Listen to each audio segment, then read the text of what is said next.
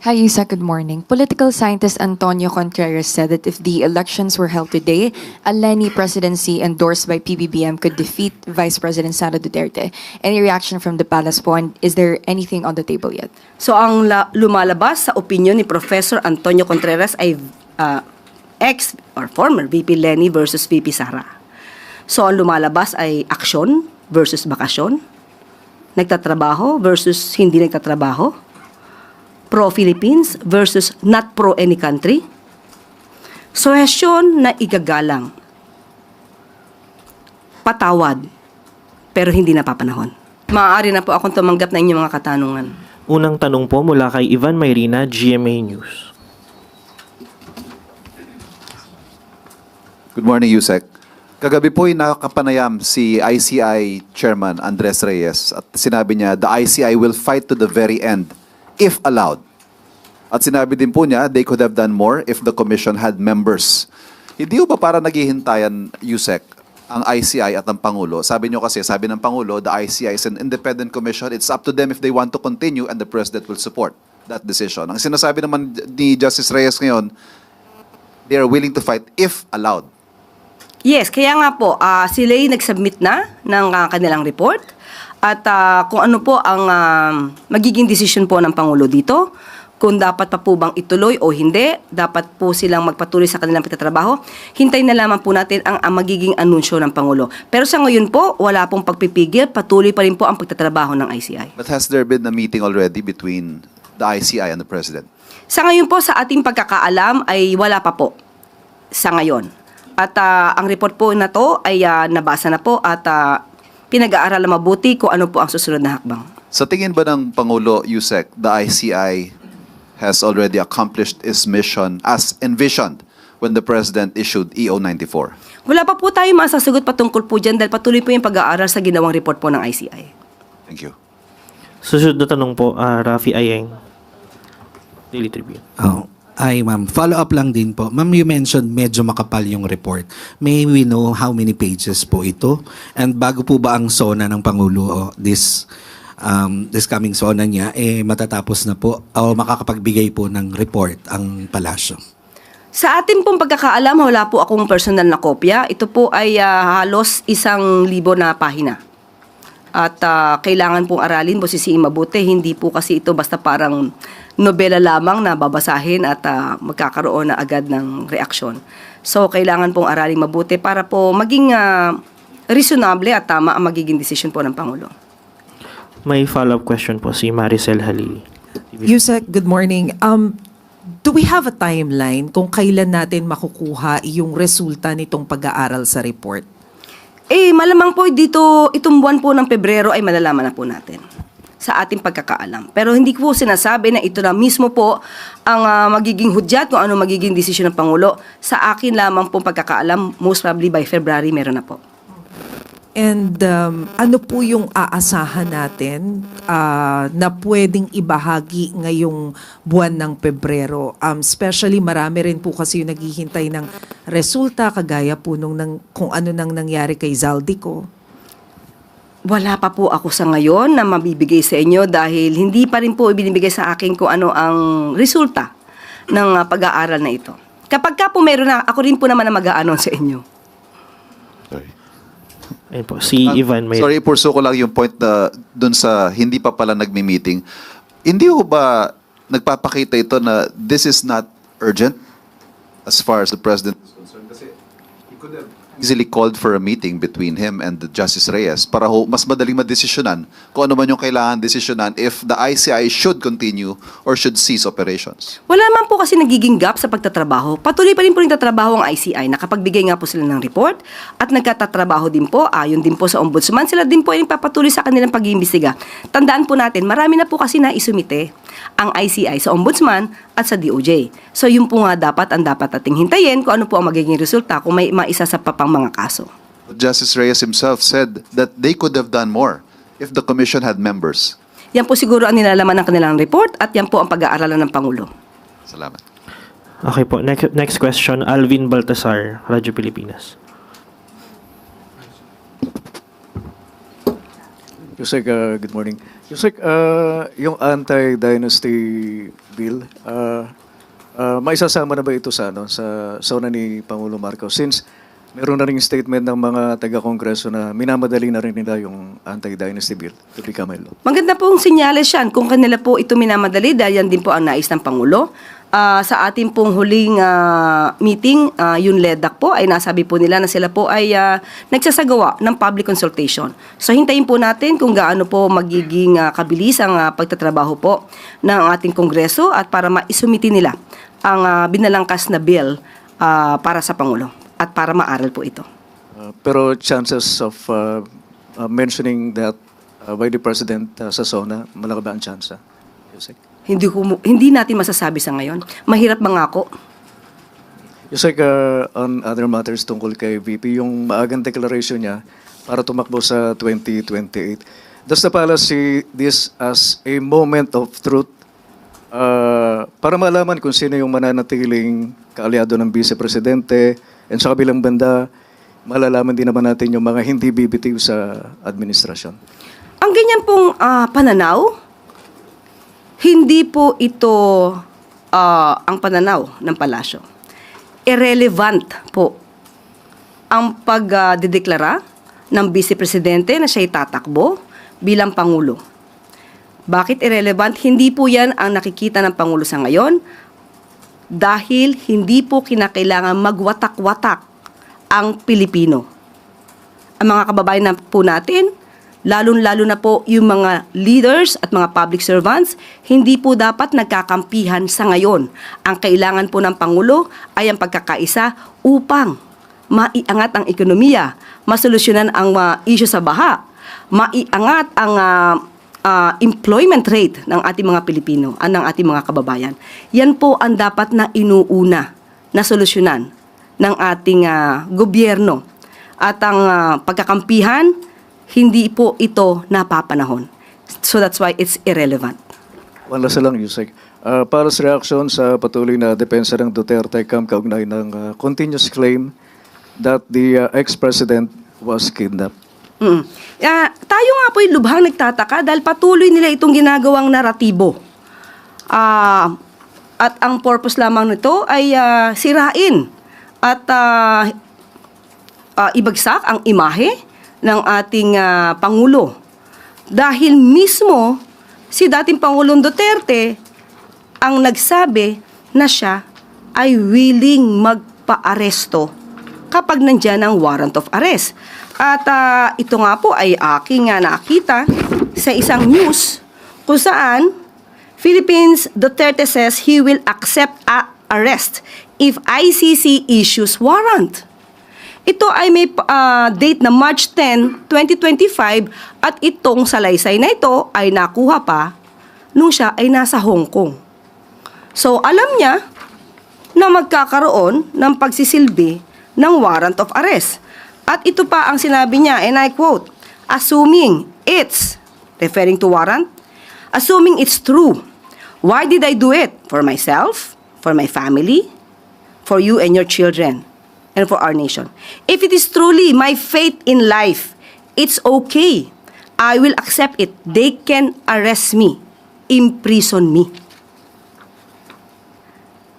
He was not scared of the ICC and told it to hurry up on its investigation. So, papaano nilang masasabing may kidnapping kung mismo ang dating Pangulong Duterte ay handang magpa-aresto kapag ang warrant of arrest ng ICC ay nandyan na? Salamat po, Yusek. Susunod pong magtatanong, Ivy Reyes, Bilyonaryo. Hi, Isa. Good morning. Political scientist Antonio Contreras said that if the elections were held today, a Leni presidency endorsed by PBBM could defeat Vice President Sara Duterte. Any reaction from the palace po? And is there anything on the table yet?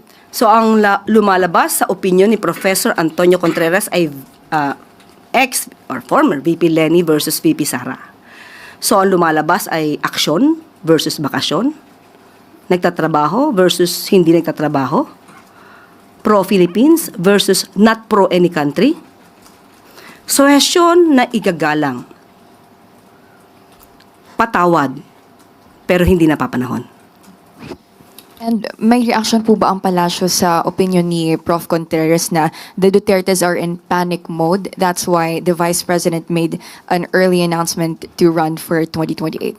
Kung ganyan po ang pananaw ng isang political analyst kagaya po ni Professor Antonio Contreras, yan po ay igagalang natin na opinion. Pero sa pananaw po ng Pangulo, katulad ng ating sinabi kanina, kung ano man ang dahilan ng Vice Presidente sa kanyang pag-aanunsyo, it doesn't matter.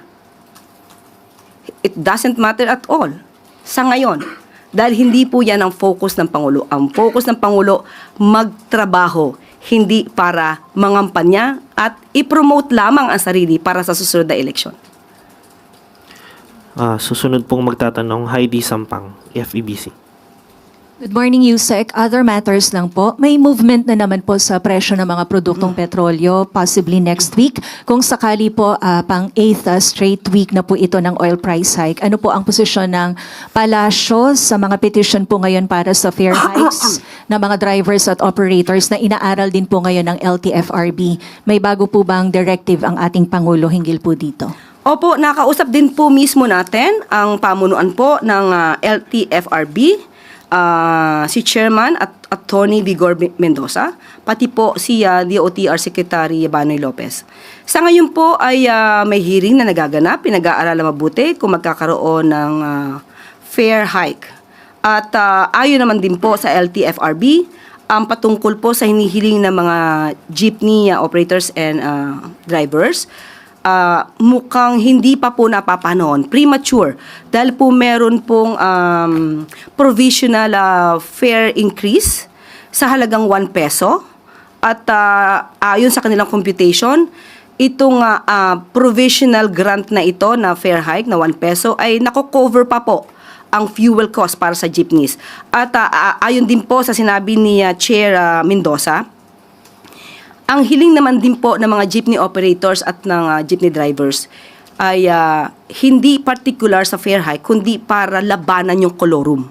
At katulad ng ating inireport kahapon, nilalabanan po, especially ang proyekto po ng LTO ni ASEC Lacanilaw, nakakahuli po sila ng mga colorum.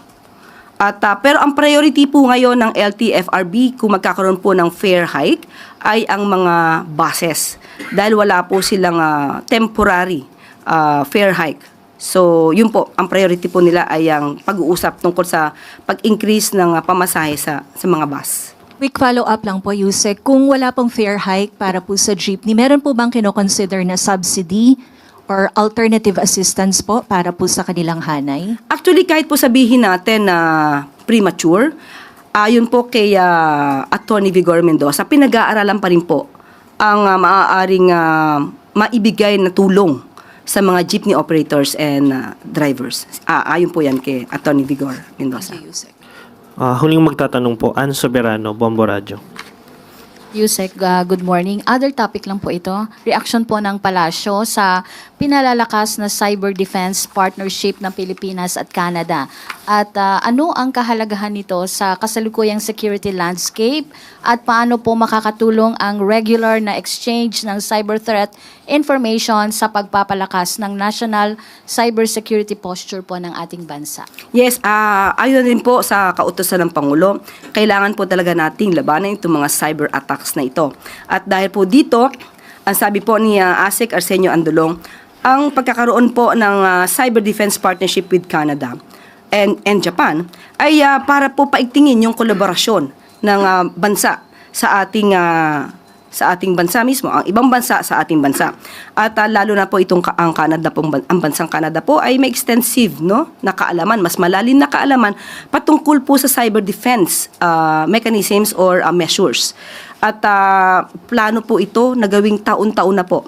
At yung mga cyber security threats na kanilang tututukan, aking pong babanggitin, nandito po ang state-sponsored attacks and espionage, foreign interference and misinformation, ransomware and data breaches, critical infrastructure protection, talent and infrastructure gaps. So, evolving po kasi yung mga cyber threats So kaya dapat patuloy po na nagbibigayan, nagpapalitan ng kaalaman para po mas maproteksyonan ang bansa sa mga cyber attacks na tulad nito. So, ibig sabihin, Yusek, ito po yung magiging focus, ito po yung magiging pakatutukan ng administrasyon. Yung Kailangan- mga nabanggit nyo. Opo, kailangan po kasi medyo lumalala po, lalo-lalo na po ang mga misinformation. Nagagamit po ito at nagiging biktima po ang ating mga inosenteng kababayan. Salamat, Yusek. Yun na pong huling tanong, Yusek. Maraming Sige po. yes. Yusek, update lang namin, or may we confirm if magte-take na ng oath this afternoon si Attorney Melvin Matibag as NBI Chief, and will the President administer the oath himself? Ibibigay ko po sa inyo yung update pagkatapos po ng briefing. Ma'am, update lang, baka may reason kung bakit siya. May reason na inaibigay bakit si Attorney Melvin yung inassign as NBI Chief? Ibibigay ko po ang update pagkatapos po ng briefing. Yes. Yusek, as we know, ma'am, the confirmation of charges hearing is set this coming Monday on February 23 in related to the case of former President Duterte. May we know, ma'am, if President Marcos will be monitoring the ICC proceedings? Hindi po kailangan mag-monitor ng Pangulo. Ang sabi nga po natin, ang minomonitor po ng Pangulo ay yung interest po ng ating bansa. Kung meron po mangyayari sa hearing, ito po ay personal na po kay dating Pangulong Duterte. At tatandaan po natin na ang mga nagsampa po ng kasong to ay kapwa natin Pilipino. Pilipino nagsampa ng kaso, nirereklamo, ay kapwa natin Pilipino. Hindi po imo-monitor, pero syempre kailangan pong maging updated ang Pangulo sa lahat na nangyayari. Dahil mga kapwa Pilipino natin ang nasasangkot dito. Yes. Dagdag ko po sa tanong, merong mga ginagawang fundraising ngayon para sa mga complainants na hindi makakapunta dun sa the Netherlands considering na hindi nila kaya yung pamasahe. Will the government assist them? Sa ngayon po, ang huli kong pagkakaalam, hindi po ako updated sa ngayon. Pero ang huli ko pong pagkakaalam, according to DOJ, dahil po Pilipino po ang complainants sa nasabing kaso, sila po ay poproteksyonan at tutulungan. Up to the what extent, bibigyan ko po kayo ng update at tatanungin ko po ang pinakahuli na maaari nating ibigay na impormasyon patungkol dyan. Yun na pong huling tanong, Yusek. Maraming salamat.